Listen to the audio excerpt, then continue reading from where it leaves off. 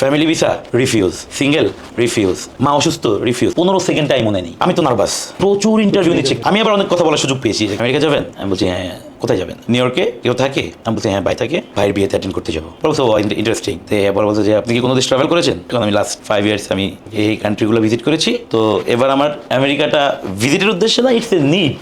উনি আমাকে বলতেছে আপনার ভাইকে আপনার জন্য ইমিগ্রেন্ট ভিসা অ্যাপ্লাই করেছে কিনা। আমার ভাই আমার জন্য ইমিগ্রেন্ট ভিসা অ্যাপ্লাই করে দিন, আপনার পাসপোর্ট দেন, অ্যাপয়েন্টমেন্ট লেটার দেন, আমি যদি আপনাকে বন্ড দিতে বলি আপনি কি দিতে প্রস্তুত কিনা। বলছি হ্যাঁ। তো উনি আমাকে বলো ঠিক আছে আপনার পাসপোর্ট আর এটা দেন, আমরা আপনাকে মেইলে জানাবো। বন্ড দিতে প্রস্তুত কিনা এটা তো সবাইকে করছেন আপনি, যে এতজনের ইন্টারভিউ শুনলেন সবাইকে কি এই প্রশ্ন করবেন? না, সবাইকে শুধুমাত্র যাদের মানে অ্যাপ্রুভ করবে বা যাদেরকে বন্ড নিবে মনে করতেছে তাদের জন্য। যাদের রিফিউজ করছে তাদেরকে তো সরাসরি বলে দিচ্ছে যে আপনার ভিসা দেওয়া হচ্ছে না। আপনারা যারা ইউএস এর B1 B2 ভিসার জন্য আবেদন করে দীর্ঘদিন ধরে ইন্টারভিউ ডেটের অপেক্ষায় আছেন, বা যারা খুব নিয়ার ফিউচারে ইন্টারভিউ দিবেন, তাদের জন্য একদম প্র্যাকটিক্যাল একটা এক্সপেরিয়েন্স শেয়ার করব। আজকে আমার সামনে উপস্থিত আছে আমাদেরই একজন ফলোয়ার, যিনি জাস্ট এই 5ই মার্চ ইউএস এমবাসি ঢাকাতে ইন্টারভিউ দিয়েছে, এবং ওনার প্র্যাকটিক্যাল যেই এক্সপিরিয়েন্সটা সেটা শেয়ার করব, যেটার মাধ্যমে আপনারা বুঝতে পারবেন যে এই মুহূর্তে ইউএস এমবাসি ঢাকার B1 B2 ভিসা ইস্যুর রেশিওটা কীরকম, বা কী ধরনের প্রশ্ন করে, বা এখনকার সময়ে তাদের বিহেভিয়ারটা কী, বা কত টাকা বন্ড নিচ্ছে, কত টাকা বন্ড নিয়ে কাদেরকে ভিসা দিচ্ছে।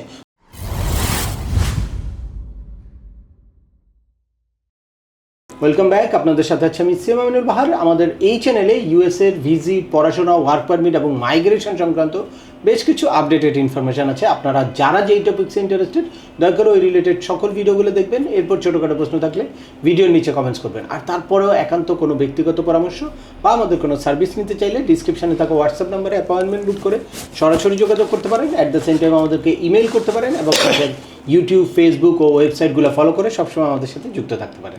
এনিওয়েজ চলে আসি আজকের মূল আলোচনায়। কোনো কথা না বেরিয়ে সরাসরি চলে যাব যিনি এই রিসেন্টলি একটা ভিসার ইন্টারভিউ দিয়ে আসছে, তো তার মুখ থেকে একদম প্র্যাকটিক্যাল একটা এক্সপেরিয়েন্স শুনবো আমরা, এখনকার ইউএস এমবাসি ঢাকার রিয়েল সিনারিটা কি। জি, আসসালামু আলাইকুম। ওয়ালাইকুম আসসালাম। বলবেন? আমার নাম ওয়াহিদুজ্জামান প্রান্ত। আচ্ছা। আমি একজন ব্যবসায়ী। আচ্ছা। আমি রিসেন্টলি 5 তারিখে আপনার ইউএস এম্বাসি ফেস করলাম আর কি আপনার মাধ্যমে। আমরা জাস্ট আপনার এক্সপেরিয়েন্সটা শুনবো, যাতে আমাদের ভিউয়ার্সরা বুঝতে পারে যে এখন রিয়েল অবস্থাটা কি। নর্মালি তো সিরিয়ালে দাঁড়াইলাম, তারা আমাদেরকে ভিতরে এন্ট্রি করাইলো, পাসপোর্টে সিল স্টিকার দিল, ভিতরে গেলাম। যাওয়ার পরে অ্যাজ ইউজুয়াল নর্মাল তো ফিঙ্গার নিল। ফিঙ্গারটা নেওয়ার পরে তারা জাস্ট রো করে বসাচ্ছে। যখন আপনার আমার তো 8:15 ছিল, হয়তো 8:10 কি 12 বাজে, তখন 8 নাম্বার কাউন্টারে একজন ভদ্রলোক অফিসার বসলো। ফার্স্ট তে মানে ওটা দিয়ে শুরু হলো আর কি, মর্নিং শিফটটা। তো উনি এসে প্রথমে ওই প্রতিবন্ধী অটিস্টিক কিছু ফ্যামিলির লোকজন ছিল যারা স্পেশাল চাইল্ড, এদের কিছু হয়তো 5-6 জন ফ্যামিলি ছিল সামনে ছিল, একদম ফ্রন্ট সাইডে। প্রথমে তাদেরকে দিল।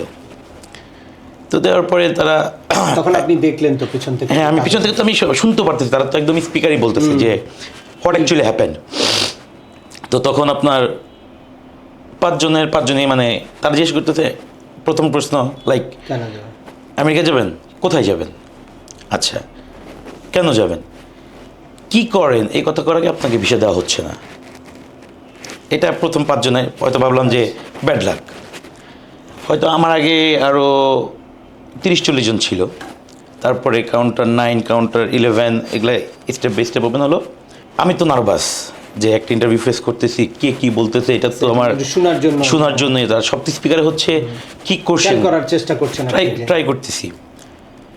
তো যে রোতেই যাই, যে অফিসারই আসুক, যেখানে আসুক, তারা 5 জন করে নিয়ে এক একটা রোতে দাঁড় করাতে থাকে, কাউন্টার সামনে দাঁড় করাচ্ছে।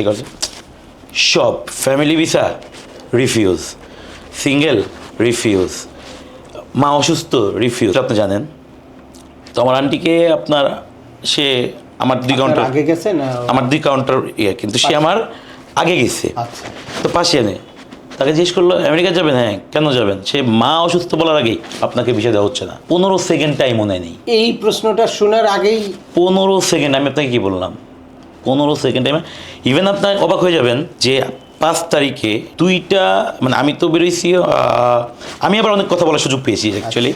সেটাতে যাচ্ছে হ্যাঁ, তো আপনার আমার আগে হয়তো মানে 5টা কাউন্টার তো 60 to 70, তার মানে ইন্টারভিউ নিচ্ছে মানে প্রচুর ইন্টারভিউ নিচ্ছে। interview। তবে হ্যাঁ, রিয়েল টাইম এক্সপিরিয়েন্স আমি আপনাকে একটা বলি।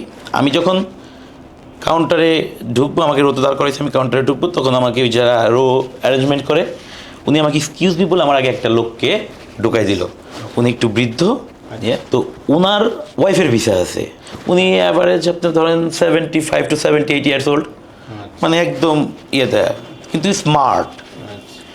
তো উনিও অনেক কোশ্চেন টোশ্চেন হ্যান তেন কিছু বলার পরে তো ওনাকে বলতেছে যদি আমি আপনাকে ভিসা দেই একটা বন্ড দিতে হবে, এটা আপনার মানে ম্যাক্সিমাম তো 15,000, কিন্তু বাংলাদেশিদের জন্য মিনিমাম 10,000, মানে এটা আপনার দিতেই হবে।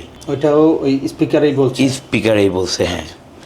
তো 10,000 বলার পরে তো উনি বলছেন হ্যাঁ ইটস ওকে, নো প্রবলেম, আমি তো ফ্লেক্সিবিলিটি আছে, আমি দিতে পারবো। তো সেক্ষেত্রে তাকে বললো যে আপনার পাসপোর্ট দেন, অ্যাপয়েন্টমেন্ট লেটার দেন, এটা জাস্ট স্ক্যান করে পাসপোর্ট রাখে না কিন্তু তারা। মানে আগে যেরকম আপনি বলতে পারতেন যে পাসপোর্ট রাখলে ভিসা, পাসপোর্ট রেখে দিত, এখন সেটা রাখে মানে না। পাসপোর্ট রাখতেছে না, জাস্ট অ্যাপয়েন্টমেন্ট লেটারটা আর হচ্ছে পাসপোর্টের স্ক্যান কপিটা রেখে দেয়, করে তাকে দিয়ে দিত। হ্যাঁ দিয়ে দিচ্ছে। দিয়ে দেওয়ার বললো যে আপনাকে 1 মাসের মধ্যে একটা মেল দেওয়া যাবে, আপনার যে ট্রাভেল ইটিনারি ডেট আছে সেই অনুযায়ী আপনাকে একটা মেল যাবে, ওই মেলে একটা লিঙ্ক থাকবে, লিঙ্কে ঢুকে আপনি বন্ডটা পে করলে আপনি বিএফএস এ পাসপোর্টটা জমা দিবেন, ওখান থেকে আপনাকে বিশেষ করে আপনাকে এম্বাসি ফেস করার দরকার নেই। ওকে ফাইন, এই আমরা শুনলাম হচ্ছে আনুষঙ্গিক আদার্স। এখন আসবো আপনার মূল, আপনি কোন কাউন্টারে পড়েছিলেন? আমি 8 নম্বর কাউন্টার। হ্যাঁ। কিরকম যে কনজুলার অফিসার? উনি একজন ভদ্র মহিলা ছিল। তো আমার আগে যে আমি যে লোকের এক্সপিরিয়েন্সটা শেয়ার করলাম, ওনার সাথে কথা বলার পরে উনি আমার সাথে মানে একটু রসিকতা নিয়ে কথা বলছে যে হ্যাঁ আমেরিকা যাবেন। আমি বলছি হ্যাঁ, কোথায় যাবেন? নিউ ইয়র্কে কেউ থাকে? আমি বলছি হ্যাঁ ভাই থাকে, ভাইয়ের বিয়েতে অ্যাটেন্ড করতে যাবো। বলছে ও ইন্টারেস্টিং। তো এবার বলছে যে আপনি কি কোনো দেশ ট্রাভেল করেছেন? আমি বললাম যে হ্যাঁ, আমার রিসেন্টলি আমি সাধারণত দেশে সব জায়গায় মোটামুটি ঘুরেছি, এখন আমি লাস্ট 5 ইয়ার্স আমি এই কান্ট্রিগুলো ভিজিট করেছি। তো এবার আমার আমেরিকাটা ভিজিটের উদ্দেশ্যে না, it's a need, family reunification, it's a need. তো সেক্ষেত্রে তারা আমাকে মানে মহিলাটা একটু ইন্টারেস্টিং নিয়ে জিজ্ঞেস করতেছে মানে আমি কি করি।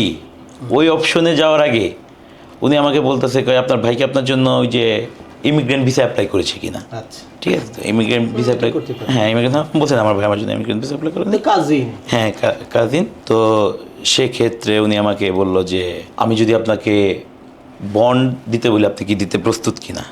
বলছি হ্যাঁ। তো উনি আমাকে বললো ঠিক আছে, আপনার পাসপোর্ট আর এটা দেন, অ্যাপয়েন্টমেন্ট আমরা স্ক্যান করে রাখি, আমরা আপনাকে মেইলে জানাবো কি হবে। ভিসা অফিসার আমাকে থ্যাংক ইউ মানে অনেক কিছু বললো, আমিও তাকে welcome, see you next time ইনশাল্লাহ, মানে অনেক কিছু বলে চলে আসলাম। মানে বন্ড দিবেন কিনা, বন্ড দিতে প্রস্তুত কিনা, এটা তো সবাইকে করছেন আপনি। যে এতজনের ইন্টারভিউ শুনলেন, সবাইকে কি এই প্রশ্ন করবেন? না, সবাইকে শুধুমাত্র যাদের মানে অ্যাপ্রুভ করবে বা যাদেরকে বন্ড নিবে মনে করতেছে তাদের জন্য। যাদের রিফিউজ করছে তাদেরকে তো সরাসরি বলে দিচ্ছে যে আপনার ভিসা দেওয়া হচ্ছে না। কিন্তু আপনাকে যেহেতু ওইটা বলে নাই, দ্যাটস মিন তো আপনাকে ভিসা দিচ্ছে, এইটা আমরা ধরে রাখি। তো যাকে বন্ড অফার করতেছে তার মানে সে আশা করতে পারে যে সে ভিসা পাবে, বা তাকে ভিসা দেওয়ার জন্যই তাকে ওই বন্ডটা অফার করছে। এখনকার সিনারিটাই এরকম। আগে যেরকম সাথে সাথে পাসপোর্ট রেখে দিত, তারপরে আপনি 3 দিন পরে ভিসা নিয়ে নেবেন। তো এখন এই যে বন্ড অফার করা মানেই সে ধরে নেবে যে তাকে ভিসা দিবে। সেই জন্য আমরা তো এই প্রি ইন্টারভিউ সেশনে যখন ওইটা তো বলেই দিই, বন্ডের কথা অফার করলে আপনি বন্ড এগ্রি করতে হবে। যদি যারা এগ্রি করতেছে না তাদেরকে এখন আমরা ইন্টারভিউতে দেই না করি, যে ইন্টারভিউ যেতে যারা আছে না কিছু যে না আমি বন্ড দিয়ে ভিসা নিব না, তাদেরকে এখন আমি ইন্টারভিউতে যেতেই না করছি। তাদের এই প্রসেসটা করতে একটা সময় লাগবে। সেই সময়ের মধ্যে যদি আপনার ট্রাভেল ডেট চলে যায়, তাও তারা ওইটা প্রসেস করে আপনাকে মেইলটা দিবে। কিন্তু যদি আপনি মনে করেন যে না এই সময় আপনার আর গিয়ে কোনো লাভ নেই, আপনার ওই পারপাসটা ফুলফিল হবে না, তাহলে আপনি তাদের ওইটা ইগনোর করে যেতে পারেন। আপনার বন্ড দেওয়া দরকার নেই, আপনার আর ভিসাও পেলেন না। কিন্তু আপনি যদি সেটারে অ্যাকসেপ্ট করে আপনি যদি বন্ড পে করেন, দেন হ্যাঁ, আবার তারা পরবর্তী মেইলে আপনাকে, এটাও তারা মেনশন করতেছিল যে 3 মান্থের সিঙ্গেল এন্ট্রি ভিসা। হ্যাঁ, পরবর্তী মেইলে আপনাকে পাসপোর্টটা জমা দিতে বলবে ইউএস এমবাসি, ওই বিএফএস গ্লোবালে। দেওয়ার পরে আপনাকে 3 মান্থসের একটা সিঙ্গেল এন্ট্রি ভিসা দিবে। কংগ্রাচুলেশন, আমরা আপনার মানে পাসপোর্টে সেই ভিসার স্টিকার দেখার অপেক্ষায় রইলাম। আমরা আশা করছি যদি খুব শীঘ্রই আপনি সেই মেইলটা পাবেন এবং মেইলটা পাওয়ার পরে পাসপোর্ট জমা দেওয়ার পরে আপনি ভিসা পাবেন ইনশাআল্লাহ, দোয়া করবেন। ওকে। আর এটা সম্পূর্ণই আপনার কৃতিত্ব, যে আপনি আমাদেরকে যেভাবে গাইডলাইন দিতে। এটা মনে হয় যে আপনার অ্যাপ্রোচটা খুব স্ট্রেট ফরওয়ার্ড ছিল, যেটা তারা ক্লিয়ারলি বুঝতে পেরেছে। তো আমাদের অনেকেই ইন্টারভিউতে গিয়ে হেজিটেশন ফিল করে, একদম কনফিউজড হয়ে যায় কনজুলার অফিসার, যে আসলে তার প্রয়োজনটা কতটুকু এটা বুঝে না। এই ক্ষেত্রে হয়তো আপনার ওই যে আন্টি, উনিও এরকমই একদম নর্মাল ছিল, সাধারণ তো মানে অ্যাপ্রোচটা একেবারে স্বাভাবিক ছিল, সাধারণ ছিল। তো যার কারণে তার যে প্রয়োজনটা, তার পারপাসটা যে স্ট্রং, এইটা বুঝাতে সক্ষম হয় নাই। কিন্তু ম্যাক্সিমামই আপনার মনে করেন যদি 300 পিপল ইন্টারভিউ দিয়ে থাকে অ্যাভারেজ, আপনি 215 সেকেন্ড কথা বলার টাইম পাই নাই। এখানে শুধু মানে কথা বলার কি প্রশ্ন করলো, কি আনসার, সেটা না, তার ফেসিয়াল এক্সপ্রেশন, বডি ল্যাঙ্গুয়েজ, এগুলাই ঠিক না। তার কারণে ভিসা অফিসার কনফিউজড হয়ে যায় যে না, সে রিয়েল অ্যাপ্লিকেন্ট না, এই জন্য তাকে সাইড করে দেয়। এখানে ম্যাক্সিমামই হচ্ছে ইন্টারভিউর আগে একটা প্রি ইন্টারভিউ সেশন দরকার, তার ইন্টারভিউতে যে একটা কনফিডেন্টলি ইন্টারভিউতে অ্যাটেন্ড করা, এই জিনিসটা। তো আজকের ভিডিওটি আর দীর্ঘায়িত করছি না। আশা করি এই ভিডিও থেকে আপনারা যারা রিসেন্টলি ইউএস এমবাসি ঢাকাতে B1 B2 ভিসার ইন্টারভিউতে অ্যাটেন্ড করতে যাচ্ছেন বা অ্যাপ্লিকেশন করে ইন্টারভিউর জন্য ওয়েট করছেন, তারা একদম ক্লিয়ার একটা প্র্যাকটিক্যাল ইনফরমেশন পেলেন যে এই মুহূর্তে ইউএস এমবাসি ঢাকা বিহেভিয়ারটা কীরকম বা ভিসার রেশিওটা কীরকম, কী ধরনের প্রশ্ন করছে, কাদেরকে ভিসা দিচ্ছে, আর ভিসা দিলে তারপর এই বন্ডটা কিভাবে কাজ করছে, বন্ডটা কিভাবে অফার করছে, আর যাদেরকে রিফিউজ করছে তাদেরকে কিভাবে রিফিউজ করছে।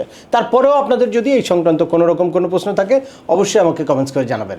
আর ভিডিওটি ভালো লাগলে বা তথ্যবহুল মনে হলে লাইক দিয়ে অবশ্যই আপনার বন্ধুদের মাঝে শেয়ার করে দিবেন, যাদের এই ইনফরমেশনগুলো অত্যন্ত প্রয়োজন। আবার দেখা হবে নতুন কোনো গুরুত্বপূর্ণ টপিকস নিয়ে। সে পর্যন্ত সবাই ভালো থাকবেন, সুস্থ থাকবেন এবং আমাদের চ্যানেলের সাথেই থাকবেন। আল্লাহ হাফেজ।